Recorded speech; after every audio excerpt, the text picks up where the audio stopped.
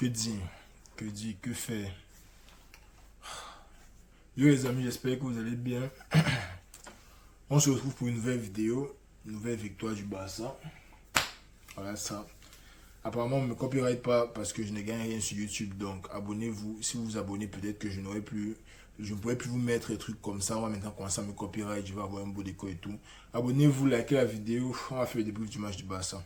Bon, le Barça qui s'impose une fois de plus par un score incroyable, 5-1 sur la pelouse de Villarreal.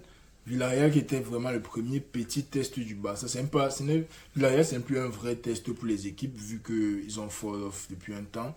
Mais Villarreal qui était quand même un petit test pour le Barça. Le Barça est arrivé à Villarreal. Et ils ont massacré Villarreal. On va se mentir, ils ont massacré Villarreal. Après maintenant, ils sont peut-être invaincus, mais injouables. Là, je me pose des questions. Le Barça qui soit une belle performance aujourd'hui. Il marque 5 buts. Lewandowski doublé. Rafinha doublé. Passe de Lamine Yamal magnifique.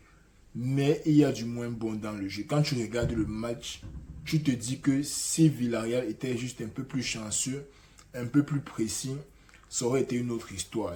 Début du match, ok, le Barça marque 1, il marque 2, sans problème, le Barça domine. Mais Villarreal a ses occasions, Villarreal avait ses occasions. Les deux équipes qui faisaient à peu près jeu égal.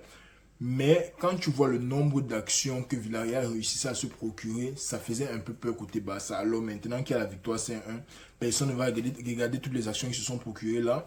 Mais si tu tombes contre une équipe qui est beaucoup plus précise, si tu tombes contre une équipe qui est beaucoup plus clinique, ce que le Barça fait aujourd'hui, ça peut te causer des problèmes. Avec le Barça, certes, ils attaquent bien, ils font tout bien devant, mais l'alignement défensif, depuis un ou 2 ans, ils ont toujours eu ce problème. Non, depuis un an vraiment, ils ont toujours eu ce problème d'alignement défensif. Aujourd'hui encore, ça s'est vu maintes fois Villarreal qui a réussi à être traversé avec les longues passes. Bon, maintenant, je ne sais pas si Hansi Flick veut instaurer le piège du hors-jeu comme une tactique principale, ou bien s'ils ont toujours eu ça avec Xavi, mais avec Xavi, il ne causait pas vraiment beaucoup d'hors-jeu. Mais il y a un espace incroyable dans la défense du Barça. Et peut-être 50% du temps, l'alignement n'est pas parfait. Ça, c'est un problème vraiment à résoudre côté Barça. Bon, après, on peut se dire que bon, le charnier central principal n'est pas là. Ils essaient un peu de colmater comme ils pouvaient. Koubassi n'était pas là sur ce match-ci. Mais même dans le match contre Monaco, ça s'est vu. Il y a des moments où, certes, vous jouez bien le hors-jeu, mais parfois, vous vous mettez en difficulté parce que vous n'êtes pas très bien aligné et parce que vous êtes beaucoup trop haut sur le stade. Contre une équipe comme le Real, je n'ai pas envie de dire n'importe quoi ici, mais si vous avez la précision des passeurs ainsi que la lucidité des buteurs, ça peut faire très mal. Quand on voit l'action que Nicolas Pepe a ratée, déjà Nicolas Pepe, le gars là sort d'où? Je l'ai vu jouer en France à un moment, puis moi je savais que j'allais sûrement le voir à la CAN.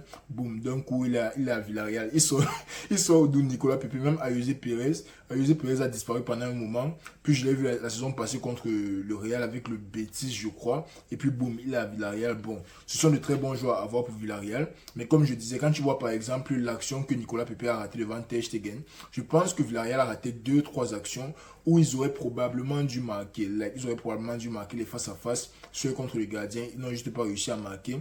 Props déjà à Ter Stegen parce que c'est un très grand gardien. Mais du côté Villarreal, ça, ce sont les actions pour lesquelles ils vont se ronger les ongles après le match. Même se ronger les ongles là, c'est petit. Je ne sais pas ce qu'ils ont se faire.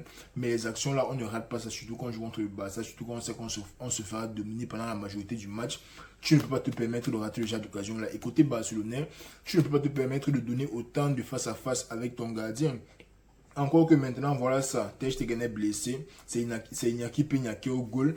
On se rappelle la saison passée, la majorité des matchs que le Barça a perdu, c'est quand Ter Stegen n'était vraiment pas là. Quand Iñaki Peña n'arrivait pas, c'était à lui la saison passée, oui.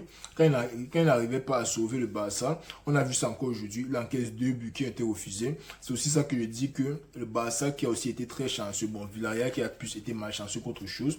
Mais le Barça a été très chanceux. 2 décisions d'hors-jeu très très limite, mais avec la nouvelle VAR, on peut pas vraiment discuter quoi que ce soit. Mais le Barça qui a été malchanceux et de l'autre côté, ils ont bien fait de prendre leurs occasions. Bon, à un moment, Lewandowski a raté un penalty et ils ont encaissé juste après ce qui pouvait changer la dynamique du match. Mais le but là qui a été refusé, le Barça qui fait un très bon match offensivement, avec ou sans Dani Olmo, ça allait de bien se passer. Bon, peut-être que dans le match contre Monaco, ils auraient peut-être eu un peu plus besoin de Dani Olmo, mais dans le match jeudi, honnêtement, une équipe de Villarreal qui n'est ni assez bonne offensivement, ni assez bonne défensivement. Le Barça qui s'est littéralement baladé. Les joueurs de Villarreal qui paniquaient beaucoup trop quand le ballon arrivait dans leur surface. Bref, match on peut dire facile pour le Barça, ils se sont rendus le match facile. Certes, dans le jeu, comme j'ai dit, ça aurait pu être beaucoup plus compliqué. Mais parfois, dans le football, il faut aussi la chance pour gagner les matchs. Là, tu vois, 5-1. Je ne vais jamais te dire que Villarreal a eu 2 face-à-face très importants ratés quand le score était encore jouable ainsi que 2 buts refusés. Donc, c'était tout pour le match, hein, les gars. Je vais encore vous dire quoi. Le Barça qui reste invaincu. Mais comme j'ai dit, ils ne sont probablement pas injouables. Mais la qualité individuelle de leurs joueurs qui est it's out of this world. Quand tu vois la passe que Yamal fait pour Rafinha, mais le petit là, on ne peut plus passer une vidéo sans parler de Lamine Yamal. C'est en train de devenir vraiment un problème. On ne peut plus passer une vidéo sans parler de Lamine Yamal. Et moi, j'espère qu'il va continuer comme ça, qu'il ne va pas se blesser. Parce qu'obviously, on ne souhaite la blessure à aucun joueur. On espère que Lamine Yamal va continuer de monter comme ça pour qu'il nous crée un nouveau rivalry quelconque dans le foot. Ça peut être lui qui est rival avec quelqu'un d'autre dans le football. Nous, ça va nous faire plaisir. Mais le niveau auquel Lamine Yamal est en train de jouer, je ne me rappelle pas de la dernière fois qu'on a vu un gars de 17 ans jouer comme ça. Alors c'est des gens comme Bellingham, c'est il joue comme ça depuis, mais il était un peu plus défensif quand il jouait comme ça. Mais à l'âge de Lamine Yamal fait ce qu'il fait constamment. Toujours être décisif dans les matchs, toujours être bon, toujours être l'un des meilleurs joueurs de son équipe. C'est incroyable. Et il y a aussi Lewandowski qui a, je crois, 5 ou 6 buts déjà cette saison. Très bon début de saison. Je sens qu'on aura une très belle saison de la Liga avec un Barça qui est clairement venu pour jouer la jeunesse là. Ils font des merveilles. La jeunesse du Barça est vraiment en train de prouver qu'ils est back to their level. Maintenant, reste à voir si on pourra tenir pendant toute la saison parce que souvent le Barça c'est ça. Il commence bien et après ça devient un genre. Pourtant le Real, parfois il commence mal et après ça devient tout va bien. Donc on va voir quoi la saison de la Liga si va ressembler honnêtement. Moi je suis très excité. J'aime bien voir un Barça en forme comme ça qui va arriver au Classico plein de confiance. Le Real aussi en train de build up son steam. Le Classico sera magnifique, les gars. Le Classico sera magnifique, mais sinon, le Barça, tout va bien là-bas au Barça. Tout le monde est content. Hansi Flick est venu, on va dire, changer le visage du Barça parce que ce que Xavi faisait l'année passée là, moi j'adorais ça. Mais maintenant, Hansi Flick est venu. Nous, les fans du Real, on est inquiets parce que de toute façon, ils sont partis là. On est vraiment en train de chercher qui peut les arrêter. On est vraiment en train de se poser les questions. Après, reste à voir. Hein. Comme j'ai dit, Ter Stegen n'est plus là. On insulte beaucoup Ter Stegen, mais c'est un des joueurs les plus essentiels dans l'effectif du Barça. Donc reste à voir ce qui va se passer maintenant qu'il n'est plus là. Reste à voir s'ils vont un peu plus encaisser ou bien s'ils vont rester aussi solides défensivement. Mais la défense pour l'instant, pour moi, qui ne me convainc pas. De tous les axes du Barça, je pense que la défense c'est le côté le plus faible. En espérant qu'il règle ça très vite. Je ne sais pas quand Araujo est censé revenir. Mais sinon, Koundé gère, Koubassi gère. Je ne pense pas qu'il était au stade aujourd'hui, mais les joueurs du Barça qui gèrent en général 6 matchs, 6 victoires, rien à redire. Ils ont plus de 20, combien de buts? Je pourrais finir même plus envie de compter ça. C'est quoi? C'est 22 buts en 6 matchs. Les chiffres me fatiguent, les chiffres me fatiguent, les gars. C'était tout pour la vidéo d'aujourd'hui. Dites-moi ce que vous pensez de ce Barça en commentaire. Moi, personnellement, je suis très content de les voir comme ça. Ça m'énerve un peu parce qu'ils sont premiers à 4 points du Real et tout. Ils ne font que prendre l'avance. Mais de l'autre côté, moi, je suis content de voir un Barça compétitif. Comme ça, quand on les massacre aux 2 classiques, on ne dit pas que oh, mais le Barça de cette saison, c'est que.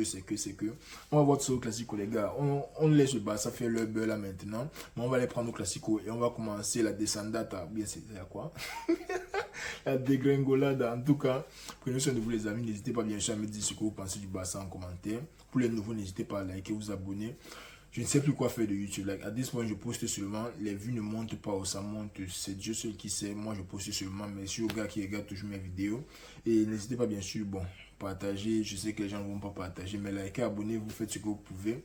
Et on se reprend mardi soir pour le début du match de Real, les amis. Prenez soin de vous. On est ensemble, comme d'hab.